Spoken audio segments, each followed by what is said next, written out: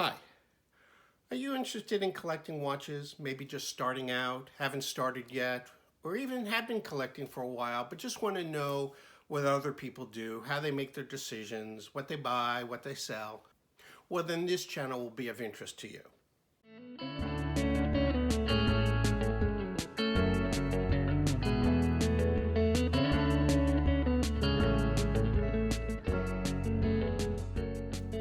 Hello, and welcome to the premiere episode of Adventures with Time. I'm your host, Bob. I'm fairly new to watch collecting. Just started a month or so ago after stumbling on some videos on YouTube, which I'll get to later. But I figured I'd like to memorialize and share my experiences with you. Hopefully you'll do the same in the comment section below.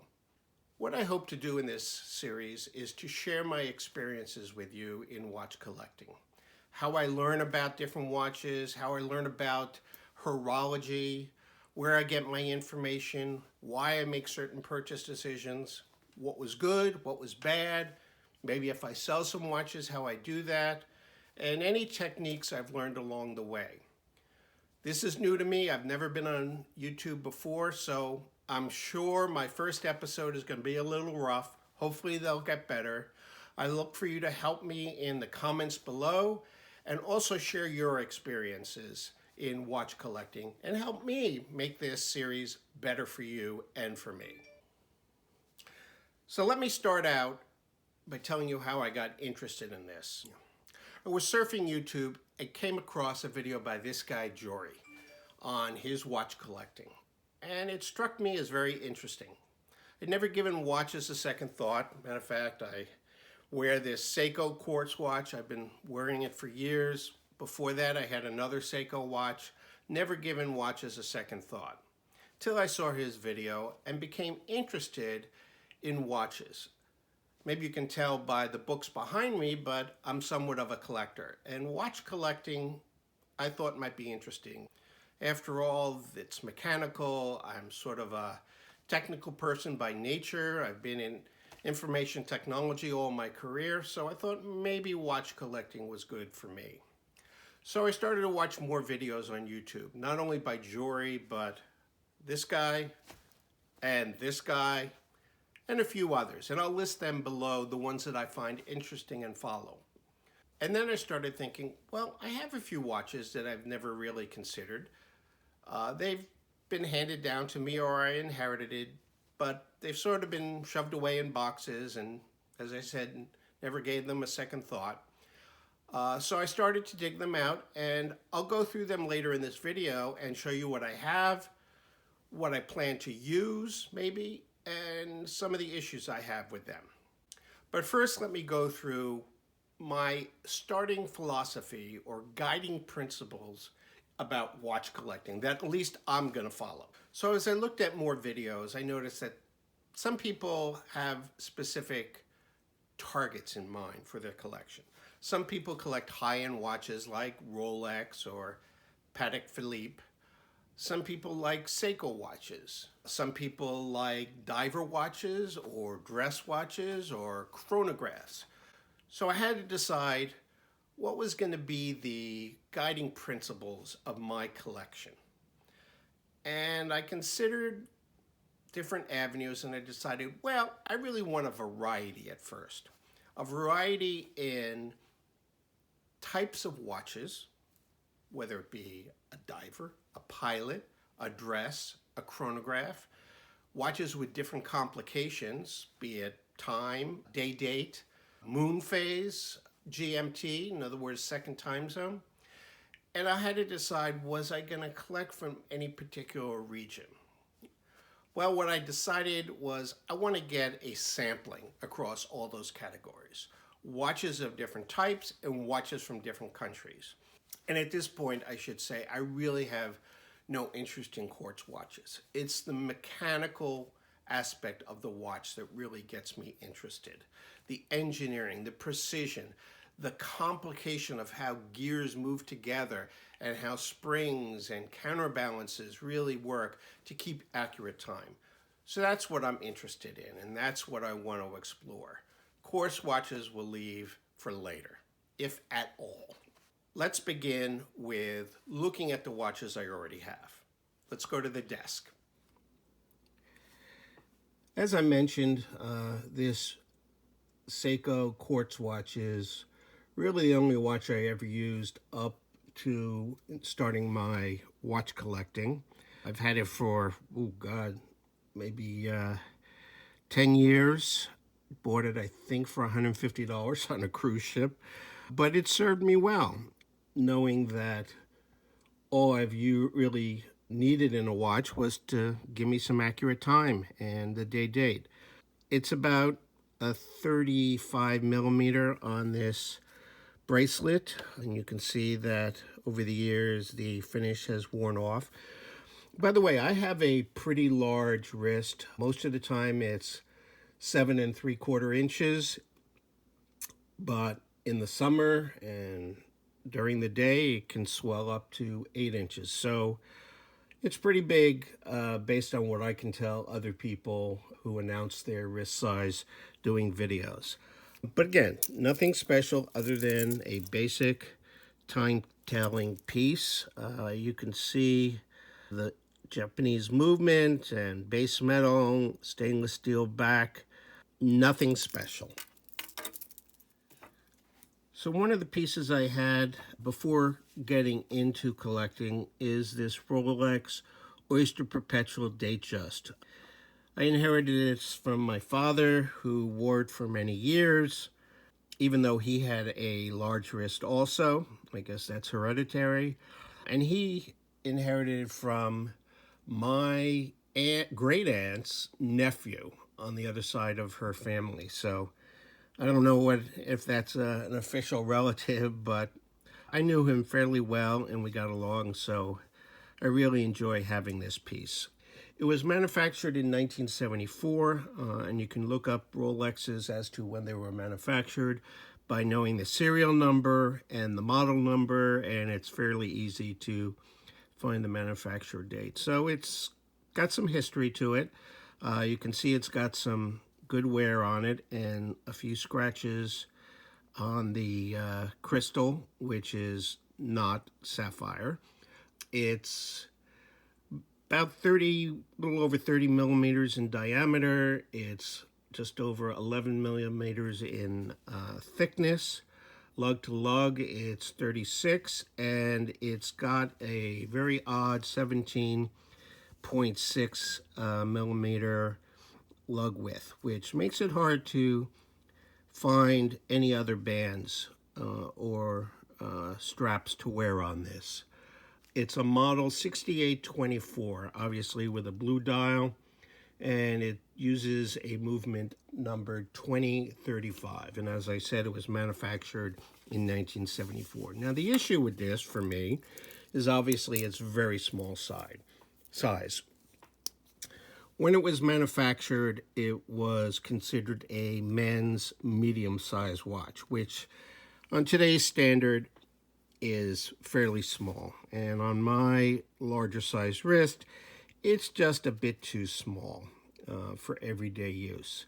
I've worn it a couple of times, but it just doesn't feel right to me. So I'd like other people's opinion. If you have an opinion, please leave it in the comments below as to whether you think it looks too small. The other issue is the bracelet. As you can see, it's stretching a bit. It is a bracelet that has some sort of spring mechanism to allow it to expand, which is nice, such that as the day goes on and your wrist swells, you don't have to make any adjustments to it. But even in my smallest wrist size during the day, it just doesn't quite fit. And unfortunately, I don't have another link, and I've looked and tried to find a link on various sites and have found none to date. And obviously I have the micro adjustment at the largest setting. It's a stamped bracelet, not solid links at all.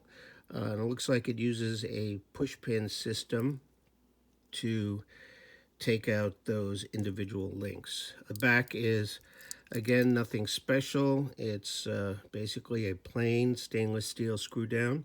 Does have the sound crown for Rolex. It is a nice watch. I would love to be able to use it more. As I said, I just doesn't feel right on me. I've looked at what the value might be if I sold it, and it's just not enough money to make me want to part with it, given the family history and relationship that I have with the watch. I might try to buff out some of those micro scratches on the lens, on the crystal. By the way, it does have drilled lug holes, which makes it easy to get the bracelet out and look at the serial number, which is hidden on the case just about there behind the bracelet. So that's my Rolex. Next up is this Hamilton watch, quartz watch. It is actually a service anniversary gift that I got after 20 years at AT&T in 1996. Hopefully that doesn't give my age away too much. It's a base metal, I assume brass or brass plated. And it's on the dial, as you can see, it's got that statue with the lightning bolts in its hand. That's actually the AT&T statue from years ago called Lightning Boy. And I'll leave a link below to some history about that. I've always called it the skeleton, because if you look at the face and the rib cage, it almost looks like it's a skeleton. But it is a real statue, and this is an image of that statue. As I said, I got it in 1996. It's a model Hamilton 9812, diameter of 34 millimeters, so it does fit better on my 7 3/4 inch wrist. It's only 6.2 millimeters thick, very light. Only 29 grams. It's got a lug width of 17.8, so it would take an 18 millimeter strap. And lug to lug, it's about 39 millimeters. Came on this nice leather strap. And it looks pretty well on the wrist, especially for dress up. I've worn it, as you can see here, with a tuxedo to a wedding a few months ago, and I've actually have worn it to work for a couple of years back when I was working at AT&T. So it's a nice watch to keep, a nice memento. The back is nothing special, stainless steel back. It's a pop-off, and one of the first lessons I learned in watch collecting just a month or so ago is, if you're going to do stuff yourself, have the right tool. I wanted to put a new battery in it. I popped the back off, but had trouble getting it back on because I didn't have the right tool. And I don't know if you can tell here, but it's got a little dent. Maybe right there you can see the dent on the back case, since I had to go to a jeweler and get it back on. So lesson number 1 from Adventures with Time: if you're going to do it yourself, have the right tool. It's got a nice little H on the crown. Other than that, a nice watch to have. And I'll show you how it looks on the wrist. So this is how it looks on my 7 3/4 inch wrist. Quite appealing. Again, as I said, when you dress up, it makes a nice, impressive view and fits fairly well. So that's my Hamilton. And now my most treasured possession is this gold Tiffany watch. It was passed down to me from my great uncle. And it's actually a Patek watch, branded and sold by Tiffany. And as you can see from the engraving on the back, It is actually about 95 years old. At least it was bought 95 years ago. Probably not much older than that. Solid gold case with a calfskin strap, which has obviously seen better days. Its measurements are 25.6 across and 36.8 top to bottom, and it's 8.1 millimeters thick. You can see it's got a curved case. I think they actually call these Curvox models. And the lug width is a very odd 15.3. So although I'd love to use this for special occasions, I'd be very concerned about doing any damage to it. You can see the crystal is cracked. Although it runs, I think it's got some mechanical issues. The crown actually will come out if you pull on it. I don't know how secure those lugs are. And you can see that the whole top half of the case is hinged here. So when you open it up to take out the movement, you can actually take and have the top of the case come apart. So it's a little scary to even take this out. My plan is to look at getting it professionally repaired. Probably going to take it to Tiffany's and have them tell me what the procedure is for having someone evaluate it. It's got a beautiful face, just hour, minute, no second hand, no date, obviously, and those lovely numerals with minute markers on the inside of that dial. So I'll keep you up to date on what I do with this watch. Certainly, I'm never going to sell it, but I'd love to get it to the point of where it can be repaired so that I can wear it on special occasions. You can see those lugs are just connected through a thin piece of gold metal. I actually wonder if the lugs themselves, the spring bars, are actually gold. Something I'll have to take a look at. There you can see that hinge. And I think the issue is that there's no actual pin that runs through that hinge. So that would have to be replaced, but I assume that's not a big issue. Nice little crown there with some etch work in it. Again, just a beautiful historical piece with great sentimental value. And if I were able to wear this watch, here's what it would look like on my wrist.